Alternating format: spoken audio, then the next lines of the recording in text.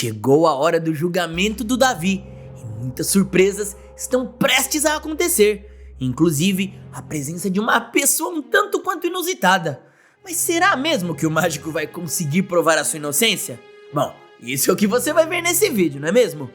O julgamento do Davi finalmente começa e o juiz fala: senhoras e senhores, estamos aqui hoje para o ato de revisão do processo de Davi Jardim, no caso da morte de Elisa Tapajós. Ouviremos primeiro o réu, Davi Jardim. Davi, ainda algemado, vai se sentar na cadeira e Arthur, seu advogado, fala: Davi, poderia nos contar tudo o que se lembra daquele dia? Davi responde: eu lembro de cada detalhe. Lembro, pois foi esse o dia que me fez perder 10 anos da minha vida preso e que depois me fez viver com a identidade de outra pessoa, foragido da polícia. Davi então começa a contar tudo o que aconteceu, relembrando cada momento até o dia da sua condenação. Então foi isso, meritíssimo. Foi assim que eu fui preso injustamente. O juiz ouve atentamente todas as palavras de Davi e fala: agora o senhor pode ficar ao lado do seu advogado. Começaremos agora a ouvir as testemunhas. Primeiramente, Isadora Tapajós. Isadora se apresenta e começa seu testemunho. Eu era muito nova quando eu conheci o Davi. Por um tempo, eu tive um bloqueio emocional. Eu não lembrei dele quando ele chegou em Campos dos Goitacazes. Isadora conta sua história com Davi e Arthur pergunta: senhorita Isadora, pode me dizer se acredita que o senhor Davi seria capaz de cometer um assassinato? Isadora responde: jamais, jamais, jamais. O Davi é incapaz mesmo de machucar uma mosca. Mesmo o Joaquim, uma mosca morta que atazanou a vida do coitado por todo esse tempo, ele não teve coragem de machucá-lo. Davi possui um coração muito bom. Eu tenho certeza absoluta que o Davi é inocente. Arthur fala: sem mais perguntas. Muito obrigado, senhorita Isadora. A próxima testemunha é Violeta. Ela conta: eu confesso que eu cheguei a duvidar do Davi quando eu soube que ele não se chamava Rafael. Mas depois, unindo as peças do quebra-cabeça, eu percebi que eu fui enganada a minha vida inteira pelo meu marido. Violeta se emociona e continua: eu me sinto, de certa forma, culpada pelo tempo que o pobre do Davi passou na cadeia. Eu deveria ter desconfiado. Nesse momento, Davi interrompe o depoimento de Violeta e fala: a senhora não tem culpa de nada, dona Violeta. Eu já disse isso pra senhora. Tire esse peso do seu coração. O juiz então puxa a orelha de Davi. Ordem no tribunal. Ordem. Senhor Davi Jardim, o senhor não pode falar a não ser que eu lhe dê a ordem. Estamos entendidos? Davi se desculpa. Sim, meritíssimo, me perdoe, me perdoe. Quem depõe em seguida é Manuela. A cozinheira diz: eu não gostava muito do mágico Davi, não, mas depois eu percebi que ele é um amor de pessoa, tanto que eu escondi ele na despensa. Davi coloca a mão na cabeça e Manuela percebe que cometeu uma gafe. O que foi? Não era pra contar, não? Ah, desculpe, mas eu digo toda a verdade. Eu falo mesmo. Comigo não tem lorota. O juiz então bate o martelo na mesa e fala: agora teremos um pequeno recesso e logo voltaremos com mais depoimentos. Violeta então percebe Isadora batendo o pé e questiona: o que foi, minha filha? Isadora fala: ah, mãe, eu estou muito aflita, com muito medo de que as coisas não saiam como esperamos. Violeta diz: calma, Isadora, calma. O Davi há de ser inocentado. Daqui a pouco o juiz ouve o testemunho da Augusta, da Heloísa e do seu pai. Eu tenho certeza que a decisão dele vai ser favorável. Isadora diz: ah, eu espero que sim, mãe. Eu realmente espero que sim. Esse suspense tá me matando. Pouco depois, o juiz volta do recesso e fala: agora ouviremos a senhora Romana. Romana aparece e olha toda sorridente para Davi antes de dar o seu depoimento. Eu presenciei de perto o amor dos dois. O Davi e a Elisa eram dois jovens cheios de vida.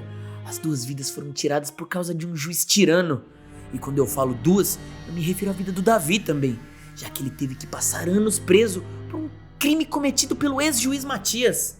Romana é então perguntada se viu Matias atirando e ela responde: não, meu testemunho segue o mesmo de anos atrás. Eu ouvi o tiro, mas quando eu cheguei, a jovem já estava sem vida. Foi uma cena completamente chocante e eu jamais vou esquecer por toda a minha vida. O Davi estava arrasado. Eu digo e repito, meritíssimo, o menino Davi é inocente. Davi não é um larápio, muito menos um assassino. As próximas duas testemunhas de defesa são Augusta e Heloísa. Primeiramente, Heloísa fala de como conheceu Davi e dos motivos pelo qual sempre acreditou na inocência do mágico. Eu sempre desconfiei que tinha sido o próprio Matias quem atirou na filha, meritíssimo. O Matias é um monstro, sem escrúpulos. Eu sei disso, pois eu mesma já sofri nas mãos dele. Já Augusta, por sua vez, detalha melhor o fatídico dia. Seu meritíssimo, eu vi muito bem quando o Dr. Matias saiu com a arma, dizendo que iria resolver a história por bem ou por mal. Pouco depois, ele me encostou na parede, colocou a mão no meu pescoço e disse que em outros tempos eu perderia a língua. Isso por eu ter contado as minhas suspeitas para Dona Violeta. Arthur questiona. Então a senhora está dizendo que não disse a verdade, não depois no primeiro julgamento, por medo? É isso? Augusta fala. Sim, eu fui ameaçada. Eu mais do que ninguém sabia do que o Dr. Matias era capaz. Mas até hoje eu carrego essa culpa. Eu devia ter ajudado Davi. Ele não merecia ter ficado tanto tempo preso por um crime que ele não cometeu. Depois de todos ouvirem os testemunhos de Augusta e Heloísa, Arthur e Davi conversam. O mágico pergunta: então, doutor, acha que eu tenho alguma chance? Eu não aguentaria ser condenado novamente. Arthur fala: olha, Davi, tudo está jogando a seu favor. O próximo testemunho é o do Matias. Mesmo com ele doente, é fundamental que ele diga a verdade. Pode contar muito a seu favor. Davi diz: aquele monstro já confessou seus crimes, já contou pra polícia. Ele deve fazer o mesmo aqui. Arthur então fala: eu espero que realmente ele faça isso, viu? Conseguimos reunir um bom número de evidências. Fique tranquilo, acredito que depois de hoje você sai livre daqui, Davi. Porém, as coisas saem fora do controle na hora do testemunho de Matias. O maluco é chamado e quem leva ele até o tribunal para o seu testemunho é Leônidas. No meio do caminho, Matias fica falando sozinho e baixinho. Não era Elisa, era Isadora. Ela me enganou, não era Elisa. Ele diz isso pelo fato de Heloísa ter mostrado que tudo não passou de uma encenação e que Matias caiu feito um patinho no plano de Davi. O juiz então fala: eu convoco agora para depor Matias Tapajós. Matias se senta e Arthur o questiona: senhor Matias Tapajós, pode me dizer o que aconteceu naquele dia? No dia em que a Elisa, a sua filha, morreu? Matias então começa a se lembrar do fatídico dia e logo em seguida fala: o mágico, o Davi, ele exigiu que ela lhe desse uma pulseira para sumir das nossas vidas. Como a Elisa não quis entregar mais nada, ele me tomou a arma e disparou contra a menina. Foi esse maldito que matou a minha filha, meritíssimo. Esse maldito mágico. Todos entram em choque. Davi berra: não pode ser, esse desgraçado está mentindo de novo. Ele havia dito a verdade, fala a verdade, seu porco imundo. Arthur segura Davi e diz: calma, Davi, se controle. O juiz então fala: senhor Davi Jardim, eu já avisei e não vou avisar novamente. Se o senhor abrir a boca na hora errada, eu mando a polícia te levar de volta pra cadeia e continuo o julgamento sem o senhor. Estamos entendidos? Davi se desculpa e Arthur então se aproxima de Matias e continua: Dr. Matias, tem certeza que foi isso mesmo que aconteceu? O senhor havia dado um depoimento diferente na delegacia. Matias começa a se debater, mas tentando se controlar, ele fala: Eu tenho certeza, foi o mágico que matou a Elisa.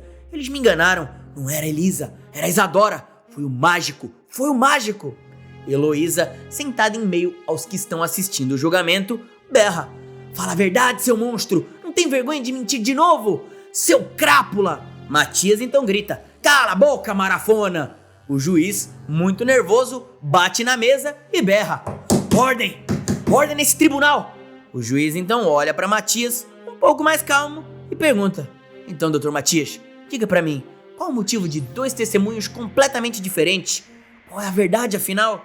Matias então se levanta, chega perto do juiz e olha fixamente para ele, antes de surtar novamente. Matias fala: quem é você? Não olha pra mim! Quem é você? Não olha pra mim! O juiz fala: eu sou o condutor desse julgamento. O senhor queira voltar pro seu lugar, por favor? Porém, Matias berra: eu nunca perco! Quem é você? Não olha pra mim, hein? Não olha pra mim! Violeta, ao fundo, fala: meu Deus, o Matias surtou de novo. Ele não vai dizer a verdade. Matias começa a se debater e é preciso que Leônidas o leve pra fora do tribunal. Todos lamentam o ocorrido, já que o testemunho de Matias era primordial para que Davi não levasse a culpa. O juiz então fala: Bom, pelo estado da testemunha, eu terei que desconsiderar o testemunho do Matias Tapajós dos autos desse processo. Todos ficam aflitos e Arthur fala para Davi. Isso não podia ter acontecido, Davi. Não podia. Nossas chances agora caem muito. Davi coloca a mão na cabeça e o juiz fala. Como não temos mais testemunhas para serem ouvidas, eu darei o meu veredito. É então que nesse exato momento, a Dona Yara entra na sala de audiência e vai até Isadora, cochichando algo no ouvido dela. Isadora abre um baita de um sorrisão e vai até Arthur, cochichando também algo no ouvido dele. Arthur fala assustado. Você tem certeza do que está falando, Isadora? Isadora diz, sim, eu acabei de receber a notícia. Arthur então interrompe o juiz. Seu meritíssimo, por favor, eu queria convocar mais uma testemunha. O juiz estranha e fala, mas não consta aqui que teríamos mais nenhuma testemunha hoje, Sr. Arthur. O advogado diz, é porque conseguimos o contato com essa pessoa muito tarde. Eu peço por favor que a ouça. O juiz então fala, está certo, pode pedir para entrar então. Davi, ainda sem saber quem é, pergunta, quem é essa testemunha, Arthur? Arthur fala, já vai saber, Davi, que entre o primeiro perito que fez o laudo no dia da morte de Elisa Tapajós, Eduardo Diniz, todos se surpreendem e Davi abre um belo de um sorrisão no rosto ao ver a cena. Mas antes de saber o que o primeiro perito vai falar e o que vai acontecer com Davi depois disso, já dá aquela moral pra gente, vai? Já clica no botão de gostei, se inscreva no canal e ative o sininho das notificações. Só assim o YouTube te avisa sempre que sair um vídeo novo da novela Além da Ilusão. Me diz uma coisa, você está triste com o final da novela? Sim ou não? Me conta aí nos comentários que eu quero ficar sabendo. Aproveita e me fala também de qual cidade você está assistindo esse vídeo, que a gente pode escolher o seu comentário para falar nos próximos vídeos. Tá combinado, hein? Rosenira Rosa Nunes comentou, essa narração é muito boa, os efeitos especiais são os melhores, suas imitações são tudo de bom, muito engraçado mesmo, parabéns. Muito obrigado, Rosenira, fico muito feliz que você goste da minha narração e das minhas brincadeiras. Muito obrigado pela sua companhia, pelo seu carinho, pelo seu comentário e um grandíssimo abraço pra você e um beijão também aqui, ó. E Ana Clara comentou, esse narrador consegue deixar a trama ainda mais divertida, parabéns pela narração. Muito obrigado, Ana Clara, fico muito feliz que você goste da minha narração também. Muito obrigado pelo seu carinho, pelo seu comentário, pela sua companhia e um grandíssimo abraço pra você também e um beijão aqui, ó. E agora voltando pra nossa história, no tribunal, Diniz se senta e dá o seu depoimento. Está na hora da verdade ser esclarecida.